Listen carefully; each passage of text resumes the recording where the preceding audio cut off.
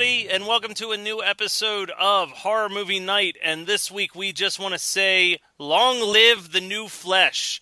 Adam is away on vacation this week. He should be back next week or the following week. But in the meantime, we are joined by Alison, who actually picked this movie for us to watch. So welcome, Alison. Thank you. Videodrome is the film we are going to be discussing today. I wanted to say one thing. It should be noted that Alison is one of the original Horror Club members, so she's been picking movies as long as we have. Yeah, this is her 10th pick. God damn. Actually, yeah, I guess so. Huh. Yeah. You haven't missed a round. No.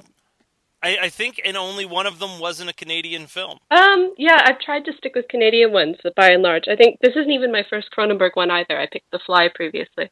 Yeah. That's right. Okay. Although the best one that you picked is obviously American Mary. Yeah? Yeah, I like it. Although I had to discuss it, some guy went on a rant with me the other day because he hated American Mary so much, and I was like, "Oh, I thought it was fine." Was he mad because it's called American Mary, but it was filmed in Canada by Canadians? Yeah, I don't know about that. I think he just didn't like the movie, but whatever. I saw they did clear that up in the Q&A that I saw with the Saska sisters, but this is about Videodrome. Yeah. All right, so Videodrome is the story of Max Wren, who's the president of a UHF-type station, just without Kramer hosting a bunch of kids' shows. And they specialize in shock, specifically. So he's looking for the next big thing, and that's when he's tipped off to Videodrome, which is like a plotless stage snuff show. He becomes obsessed with it, and at the same time, he's dating this sadomasochistic TV personality who's played by Blondie. And she starts to become really sexually aroused by the show. And then when she discovers that it's being broadcasted from Pittsburg, she decides to go down there and audition and is never seen again. Max soon discovers that everything on Videodrome is actually real and presented as political statements. And it's at this point that you're reminded that you're watching a David Cronenberg movie, and it gets trippy as fuck. Max starts having hallucinations, grows like a weird vagina-like pouch in the middle of his stomach. Or it's just a VCR. It's Cronenberg. It's vagina. It's a vagina. Yeah. Okay. The producers of Videodrome insert like a VHS tape into his stomach that convinces him to kill his colleagues, which he does, but then he's reprogrammed to kill the producers of Videodrome. He does so and then kills himself at the suggestion of his television. And that's Videodrome in a nutshell. There's a lot more to discuss there, obviously. That is just the simplistic version of it because, yeah, about midway through this movie, it gets fucking weird and confusing as all hell. I was talking to Scott earlier today, and I said that Videodrome is one of my favorite movies that I never feel like I'm in the mood to watch. So here we are with Videodrome. I'm glad I made you watch it then. Yeah, no, it was a fun way to start my morning. It totally took my mind off the job interview I had to go to. So, well, that's good. So, Alison, what was your reasoning behind wanting us to discuss Videodrome specifically? Well, I wanted you to discuss a Cronenberg movie. That's why I sent a list of the Cronenberg movie. But for Videodrome specifically, there's a lot about it that I'm not completely sure that I understand, or that even David Cronenberg understands necessarily, and that'll give us a lot to talk about. I also just thought it was really impressive for the time it was made. I think this was made in 1983 is when it was released. And when he's talking about the Videodrome station, he says, "I think it's what's next." And then he's really right, that even farther down the road than maybe he might have thought, because then we get movies like Guinea Pig, or we get things like Man Bites Dog, where it's actually meant to be a snuff film. And that's what people will watch. And everyone's saying, oh, who would watch this? Who would watch this? But it turns out that we actually do start to watch it. And I think a lot of horror fans have seen many films since then that you might call exploitation films, that was just entirely just violence for the sake of it. I don't mean to say that this is the first time this is done, but you have torture porn is something that's come up. It's a term that people like to throw around a lot. And I think that's what's being described here in 1983. Which is pretty impressive and interesting. Yeah, I have to agree that there's a lot going on in Videodrome that I like, and it's probably one of my favorite Cronenberg films, in all honesty, and I'm sure at least part of that has to do with how the first half of the movie is just fairly normal for Cronenberg, and then it gets Cronenberg-y real fast. It's so weird. I'm so glad it exists, just because it's so weird.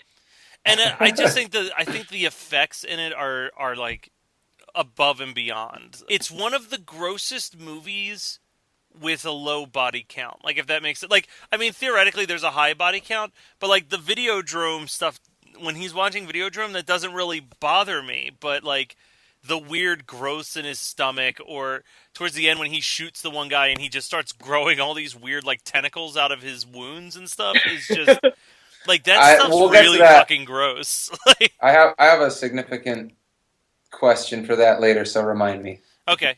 That's Rick Baker for you, though. Yeah, no, I think he saves this movie. Well, doesn't save it, because that makes it sound like it's in danger, but he makes this movie. Yeah, I think that Rick Baker is as crucial to Videodrome as he was to American Werewolf in London. Without him, it would have still been a decent movie, but his involvement takes it up a whole nother level. I'd agree. I'm almost like, sorry, I just got a spam mail from Netflix that I find moderately offensive, because the title of the spam mail is "Watch More and Start Reading Less." Oh dear, that's relevant to what we're talking about. It really is. Yeah, no, that ties in so wonderfully, but it's so disturbing that that's like Netflix's new advertisers, like, put down that book, nerd, Netflix.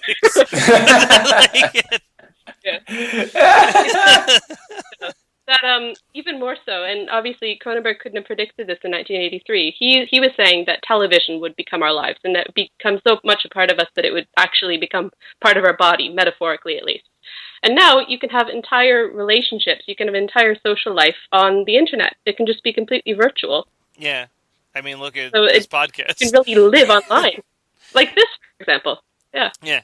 Well, and I think that there was something going on in the ether right around this time, because this was also when, I mean, I know a lot of people don't like it. I frankly love it. The Rocky Horror sequel, Shock Treatment, kind of has this weird, you know, the balance of television as entertainment and television as in your actual life kind of being blurred, with it being about a town that lives inside of a TV station and watches each other's lives for entertainment, almost predicting reality TV by like 15 years. So I don't know what was going on with the 80s, where like there were so many of these weird, eccentric filmmakers being like, this is what's going to happen. But I'm glad that they were, because I enjoy watching these movies that definitely seem to be ahead of the curve of the rest of the world. Absolutely. And there's so much debate now about the influence of violence and pornography in media. What does that actually do to people? Does it have any kind of physiological response? Can it actually become a part of our bodies, literally? That's something that people are still talking about.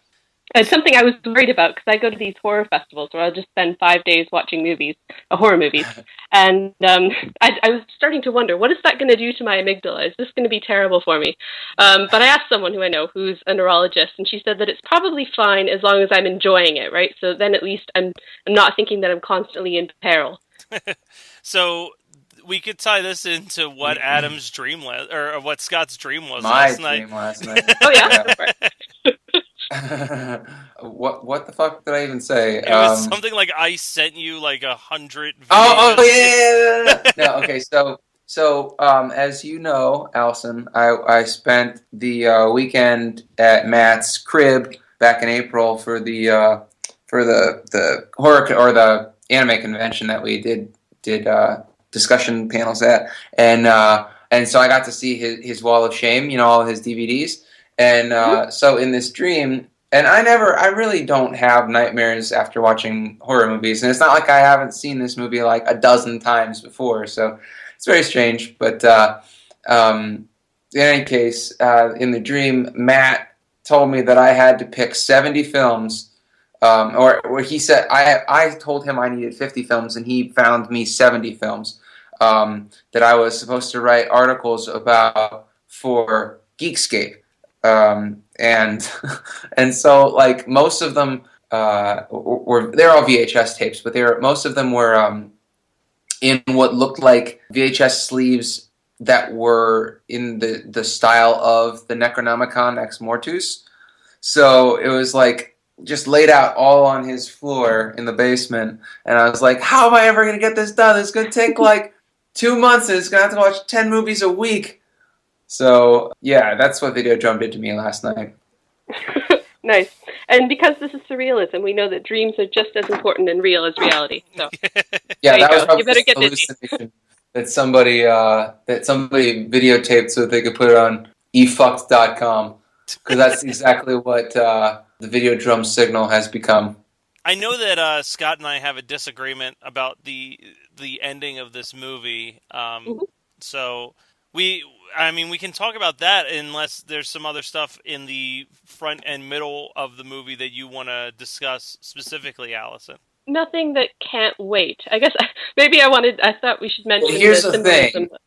Huh? You should probably take the opportunity to do it now, All because we right. probably will forget. Yeah. Okay, sure. So let's talk about the symbolism of the gun that becomes fused to his hand and the organ that's on his stomach. I don't think there's Yeah. symbolism there. That's just Cronenberg loving phallics Yeah. and vaginas. Hmm. Yeah, he's pretty pervy, and I like it. I like him a lot. I love everything Cronenberg did. Well, didn't you want her to pick the No, like? not really. No, Okay, I wasn't sure I, if you were serious about that or not. no, fuck no. Because I love I Existence, but Existence is like the spiritual successor to Videodrome. And when Matt said going to pick Videodrome because you wanted to do a Cronenberg, I was like, what? No Existence? Well, it's just a total joke. yeah, I didn't know how to respond to that because I was like, I don't really like Existenz as much as Videodrome, but like I didn't know if you were serious, and I know people who fucking love think that that's his best movie. So I'm Yeah. like, I don't want to get into a fight over this. So like, yeah, no, yeah, she doesn't want to watch that one. It wasn't in my Truly, top five, that's true. his best movie is probably The Fly, Yeah, just because it's the most accessible. accessible. Thank you, of all of his body horror. But I mean, I think Videodrome is nice because I think it has more straightforward, which is ironic to say, but I think that its social commentary is more straightforward. I don't know. At least with like in The Fly, it's a little bit more of a pat presentation where it's like, oh, man should not investigate, I don't know, genetic modification or something, which Yeah, is, it's like but a it's also a Prometheus. remake, so yes, thank you. But it's also a remake, so it's really just extrapolating a 1950s sci-fi and horror trope anyway. So, I mean, I think the Videodrome just has better commentary on the time period in which it was written and produced. Which I mean, I just like watching movies from the early '80s because the architecture and the clothes and the cars and the hair is all just so ludicrous. I mean, the most ridiculous thing that happens in this movie is definitely the little magical that they have at the end when when he's about to shoot the guy from the eyeglasses place or whatever. Yeah. I mean, so my wife Megan, obviously 90% of the time when I'm watching these movies for Horror Club, I'm watching them on the couch while she's watching some non-horror thing on the television, and I have my headphones on, and she'll every once in a while she'll look over, and when we were doing like Toulon's Revenge, she kept on seeing the Nazi titties, and so she's used to it after 3+ years. But last night she saw the guy in the background doing a fucking plie. Week 2 of weird horror movies with plies in them, and she's like, "What the fuck is that?" But she's like, "Oh, I've watched this movie with you before, but that still is ridiculous." She always looks she's- over at the worst moments. She really does. It's like, but she also has no commentary when it's like James Woods sticking a dick gun in his belly vagina, but the guy in the unitard making a goofy face is the what the fuck moment. I was going to say that the other thing I like about Videodrome is that I feel like Videodrome, in the grand scheme of Cronenberg, and I haven't watched all of his movies, but I've seen a decent amount of them. It's one of the ones where I feel like the commentary is clearer than most, but it's also not like so clear that it's beating you to death throughout most of the movie. Right. Because there's a lot of Cronenberg that I watch where I know that he is trying to say something, but as far as I can tell as the viewer, it's just weird for weird's sake. Yeah, like Cosmopolis. That's how I felt watching that. I'm looking it up. Well, okay, so who's that guy who's from the Twilight movies? Robert, is it Pattinson? Yeah. Robert Pattinson. Yeah, Yes. yeah, he's the one, and he's just getting a prostate exam in a limo while having like a business meeting. It's the strangest thing. Oh, that's probably just because he wanted to make American Psycho, but couldn't make American Psycho since it's already been made. Because that's totally something that what's his name would have had Patrick happen. Bateman. Thank you. Yes. Yeah, exactly. possibly. I would watch Cronenberg's American Psycho. Oh, Then yeah. all you have to do is watch Cosmopolis. All right, so the ending. Well, Scott, you wanted to say something about the tenant. Was that the thing that Megan had popped over? And No. She saw the guy dancing like a fucking idiot. But after that, when the guy, the head Videodrome dude, gets shot like 5 times and then explodes into tumors, I don't really think that fits with the film. And this is my question to the two of you, particularly you, Alison, since you picked it. You're the definitive answer, because also Matt's opinion doesn't count for shit. Nope. So he earlier on, the head Videodrome guy says he puts the goofy helmet on James Woods and says, "I'm going to leave you to it. I can't handle the sick stuff," or whatever. When he gets shot and turns into tumors, if you listen to what Dr. Oblivion says, to me, or Professor Oblivion, it sounds like Videodrome makes you mutate in various ways depending on what it wants and just like your personal physiology, I'm assuming. So Yeah. I'm taking it that the guy didn't watch the Videodrome feed, or else he wouldn't be able to be in control. But then when he gets killed, or when he gets shot and is dying, there are all sorts of fucked up tumors that are coming out of him. So it seems to me that is a stupid gross out scare just to show how good the practical effects are, instead of sticking with the story that he actually didn't watch Videodrome. Can I propose something out of this? No, Alison gets to say something first. Okay. I was reading about this on Wikipedia, and apparently in the first draft of Cronenberg's script, he wanted to have 5 different characters die that way with the tumors. So I think he had to have one. I think he was like, dude, Yeah. I would love a recut version of this film where 5 dudes have fucked up tumors that come out of them when they die. Yeah, I think he just couldn't part with the idea, even if it doesn't make complete sense. I don't know, but maybe Matt has an idea that makes it make sense. It's not that it doesn't make complete sense. It actually is the opposite of what you have been told. So it's actually like totally out of context in the film, and I don't like that. I would It's argue. a sweet death. I would argue that it's because it's coming from bullets out of a Videodrome infected hand. That too. But that doesn't kill. That doesn't do anything to the other guy that he shoots. Well, fair enough. I don't know. I'm just Yeah. fucking throwing. Maybe. Wait. So when he kills the people in his boardroom, is his hand all fucked up, or is the gun just the gun? I think the gun's just the gun at that point. Oh, are you sure? I think it starts to grow kind of vines into his hand before that. Well, yeah, that happens, and then But it didn't get completely fucked up yet. He's completely fucked up by the time he is like living Videodrome infection at this point. Correct. Yeah. And based on all of the phallic sex stuff, it could be a weird, like, hey, it's like an STD. He got shot by this dude who's infected by Videodrome, and now he also has Videodrome.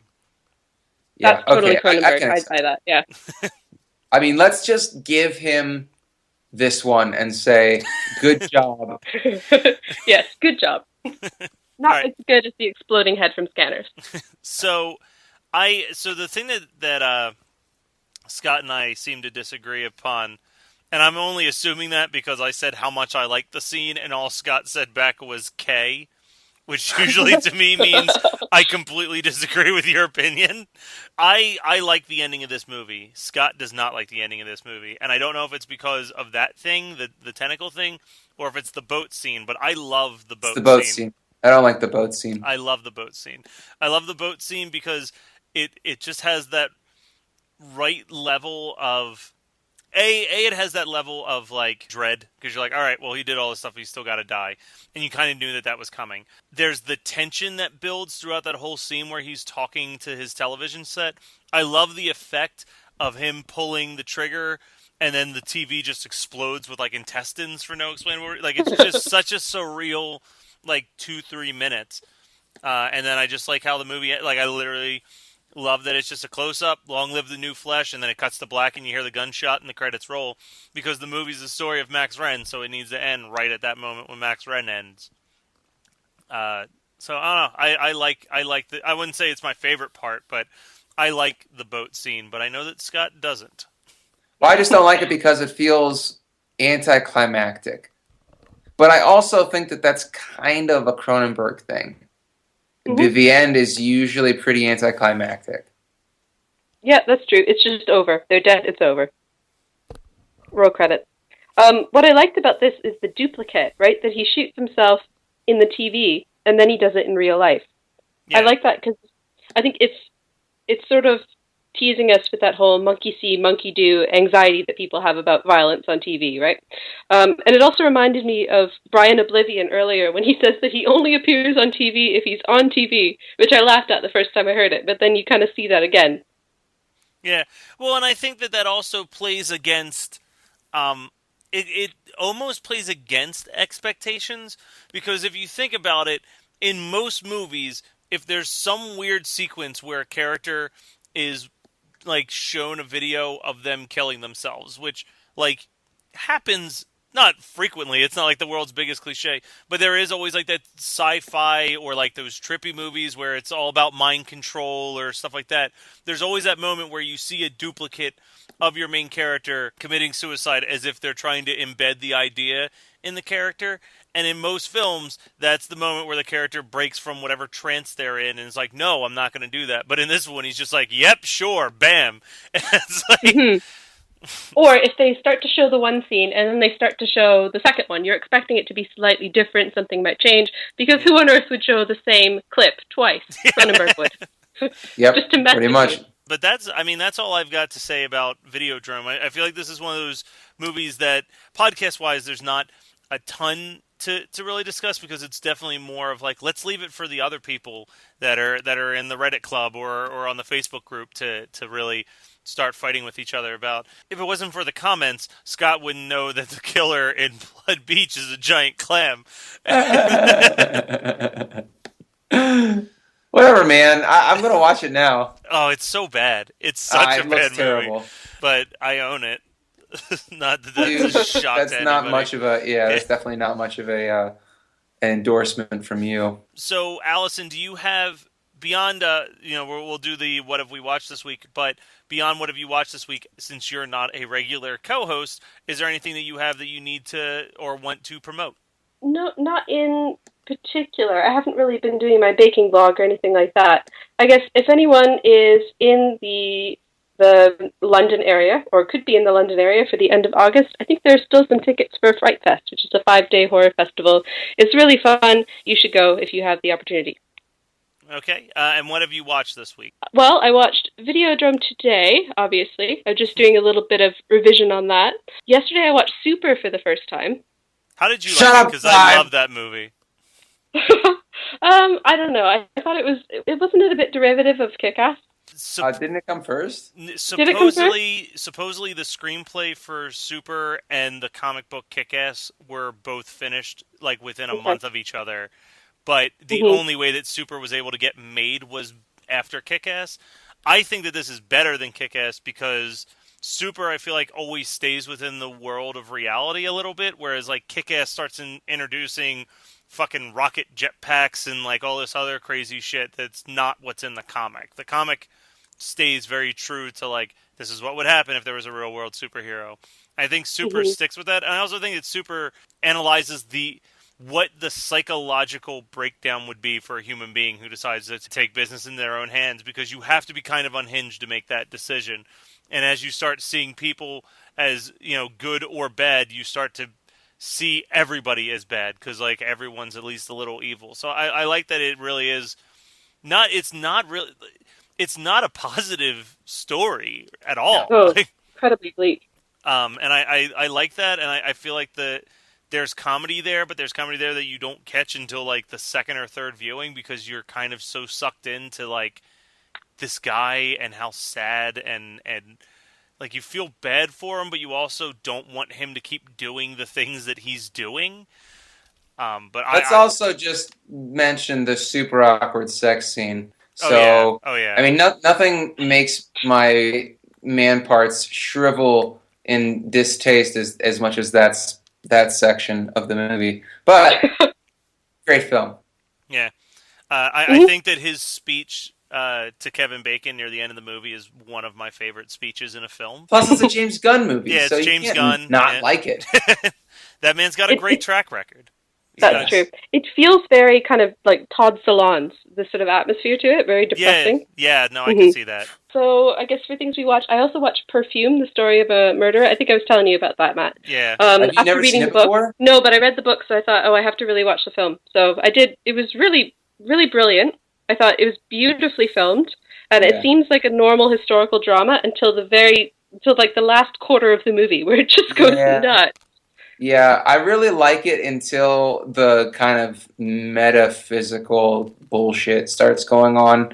I mean, I understand it's kind of the logical end to the concept of someone who can smell everything. But I just love the fact that he's a murderer and that he has no moral compass. I've considered picking it for Horror Club, but it's just too... I don't know. If I recall, it's really fucking long, too. Isn't it like a 3 hour movie? It's like 3 hours. Mm-hmm. It's long, and it's also not really a horror movie. It's like a drama. Yeah. I can see it being tedious in the way that Sweeney Todd might have been for some people. Yeah. Yeah, it was. So, I didn't know this until later. Nirvana, the album In Utero, pretty much every single song on that album is about a different book that Kurt Cobain was reading at that time, and the song Scentless Apprentice is about the book Perfume, which I thought was fascinating. Okay. That's a great song, too. I don't listen to Nirvana anymore, but man, I loved that song back in like 1995. Yeah, if you actually think about like the first and second verse of that song, you're like, oh yeah, no, that's absolutely makes sense. That's about the book Perfume. I think I just have to think about the title, and I'm like, oh yeah. Yeah, I mean, you can only listen to so much of the same 2 or 3 albums for the rest of your life, but I do enjoy In Utero every once in a while still. How about Scott? What have you been watching lately? Well, you know that I have finally made my way through the nightmare that is Puppet Master versus Demonic Toys, and I can tell you it is the worst piece of shit I think I've ever watched. I mean, it is such a terrible film. And I just want to say, go back to the Wolf Cop episode, and you can hear both Adam and I telling Scott, you don't have to watch that one. It has nothing to do with the canon of Puppet Master. You're fine. Don't bother. And you're like, I'm going to watch it. So... It was a personal challenge that I needed to complete, and I'm worse for it. But I also love the Puppet Master toys so much now, and I just had to know. So I don't know, but yeah, I watched that, and I watched Campfire Tales on Matt's insistence. Also, I always loved I'm pretty sure, and I've been meaning to ask you this, Matt. The tagline of that movie, was it "You'll laugh, you'll cry, you'll puke, you'll die," or was that the creepies or the something or other? I was like, let me walk over to my copy of it. Oh my god! Let me walk over to. I can just check fucking Google. No, the tagline on the DVD that I have is "Deep in the woods, no one can hear you scream." Yeah. Well, okay. So that was the Willies. All right, I'm watching the Willies this week. It describes the movie as a terrifying cross between Scream and Tales from the Crypt. It's neither. It was entertaining, even though because I knew all four I think of the urban legends that they were going to get into, but I particularly appreciated the chick with the choker around her neck when you comes off, then her head falls off, that whole thing. Yeah. I thought that was it was the most watchable of the four, but Matt and I were commiserating on Facebook Messenger about The People Can Lick 2 Urban Legend, which was my all-time favorite for a very long time, and I did appreciate the presentation of it. I just felt like all of the suspense is kind of destroyed when you already know that it's a person underneath the bed licking the girl's hand. So see, and that was the only one I'd never. When I saw that movie for the first time, that was the only urban legend I'd never heard. Oh, you didn't know? Yeah. Okay. So that one, I think I said this to you, or I said it to a friend. Campfire Tales is not like, I love that movie because it reminds me of a certain age when I watch that movie. But if you if you have a kid or a niece or a nephew who like is maybe like 12, 13, 14 and wants to get into horror, and you want to give them something that's not like too over the top and too heavy, I think it's a really good like starter film where it's kind of spooky and it's kind of eerie, and it's got like, it's got the boobs and the gore that you come to expect in a horror movie, but it's not like all over the place, and it's not like super gory. Are you suggesting that I show my 13-year-old nephew some tits? Because I'm pretty sure that's not a good idea. Well, I mean, you barely even see them in Campfire Tales. It's like, I don't care, dude. Like I don't want my nephew to go home and be like, Dad, guess what I saw? Well, my first set of boobs. Well, also, that's Alison like, backed me up here. Like, what the fuck? I don't know. That's when you gotta sit. It is a bit. Yeah, I gotta know. I'm sorry. I want to be the cool uncle. Yeah. Who's I'm not. I'm not that European, Matt. Come on. So listen, this is what Uncle Matt suggests. Start them off with Campfire Tales, and then make them watch Dr. Giggles, which we will be discussing very soon. Is that next week? Actually, yeah, that is next week. Dr. Giggles. I would actually say the other movie that I would say is like a good horror light is Frighteners. So basically all the shit that you want to pick for Horror Club. Basically, well, I would never pick Campfire Tales for Horror Club. Frighteners is going to pick Frighteners. I hope you never get to that one because I really don't want to discuss it. I can't wait to pick Frighteners. Oh, and I think that we've said Horror Club like 3 times tonight. That's fine. We're not Horror Club anymore. It's horror movie night, whatever. It's horror movie night! Hey, and also I watched Demonic Toys. Did I tell you that last week, or was that this week that I watched? You said you were watching it back and forth in 10-minute increments. Oh yeah. Because I got to when stuff got really fun in Demonic Toys and just abandoned that idea and just finished Demonic Toys. It was really fun. It's probably right now it's my favorite, arguably my favorite Full Moon production. Because Puppet Master doesn't count because it's just too good to actually be a Full Moon release. Yeah, Demonic Toys was really good, except for the wisecracking baby, which was really cringy. I liked all the other monsters, and I thought that the storyline was great. And also, I took it seriously enough that I was watching it, and it was like Halloween 1928 or something like that, and I was like, was Halloween like a thing that early on, or was that after World War II? And so I actually Wikipedia'd it. I'm going to fucking fact check Demonic Toys right now. If the other ones you're planning to watch is Dollman and Dollman vs. Demonic Toys, then they are not going to take away the title of Best Full Moon release. I know, but those were like, I'll get to them eventually. Well, I'm not. Dollman vs. Demonic Toys, you will literally be able to watch. If you watch Dollman and then watch that, much like when you watch Puppet Master Legacy, you just fast forward. Oh yeah, Dollman vs. Demonic Toys is literally an hour and 8 minutes long, and at least 30 minutes is just flashbacks to the Demonic Toys movie, Bad Channels, and Dollman, just to like tie up all the plot lines that need to be tied up for them to get to the fight scene. Man, I love Full Moon. Full Moon was just so good. Like they were such like schlocky bastards, and they were so cheap in like 45% of what they did. But that 55% was real good. And they also, I mean, I can handle an hour and 10-minute movie. When you get to that hour and 20-minute part where it's like that extra 10 minutes, you just like, I don't know if I can handle 10 minutes of bullshit. Let's just cut that short. You know, I wish that there were more movies nowadays that were like that, where they're like, we don't need 10 minutes of filler. Let's just put previews at the end of this to make it an hour and 20 minutes, so it's an actual VHS release. Or as I've discussed with the movie Shrieker, and I think it's also on Killjoy, and maybe even Ginger Dead Man.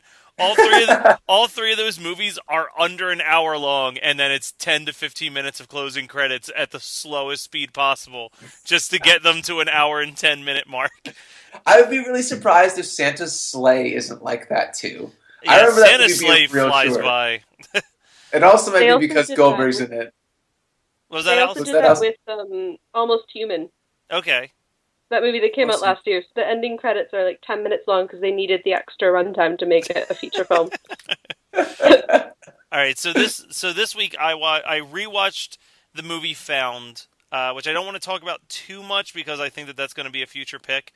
But I still say Found. Can you just not pick depressing shit? Can we just pick fun stuff from now on? Now that we're in horror movie night, can we just only pick fun shit, please?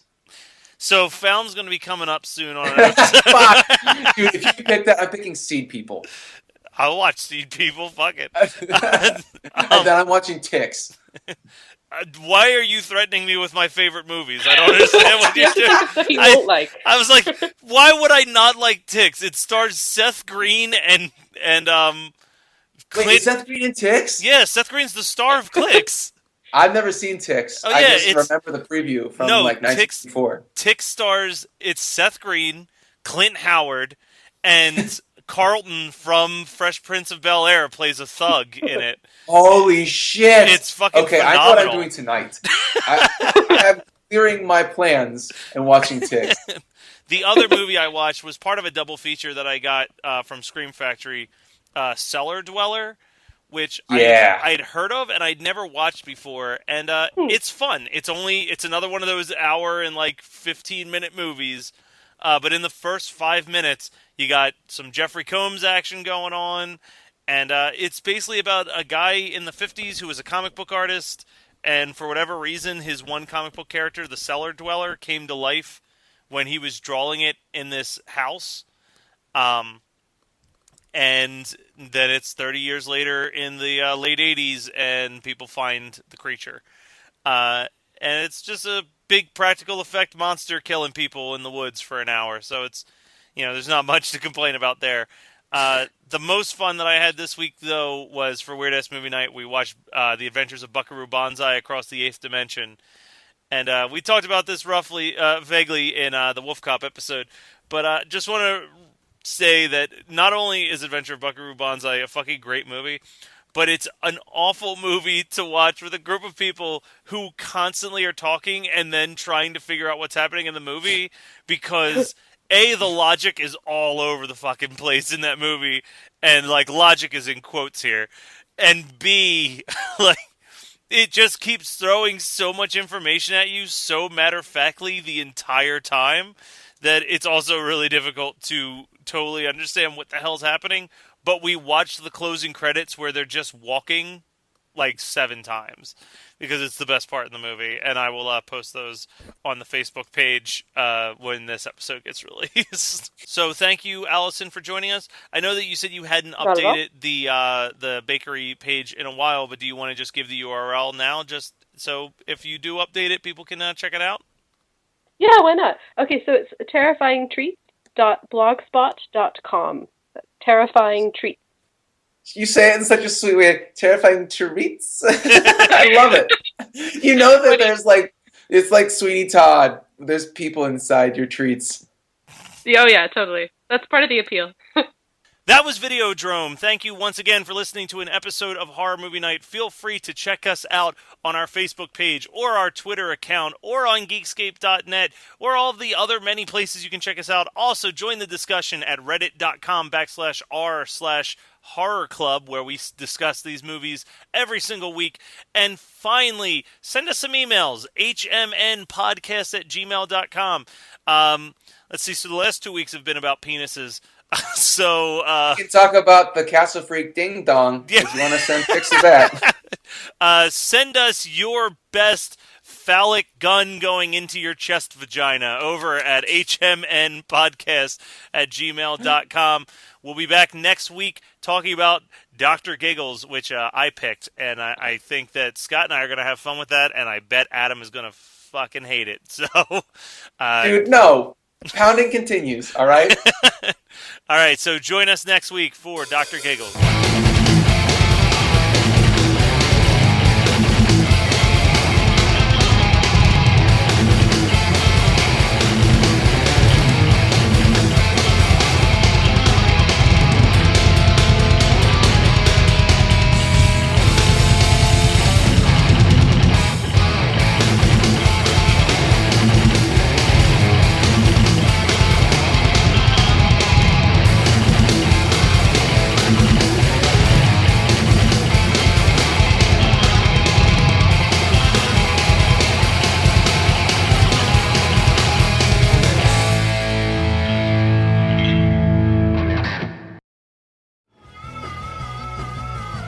You're listening to the Geekscape Network.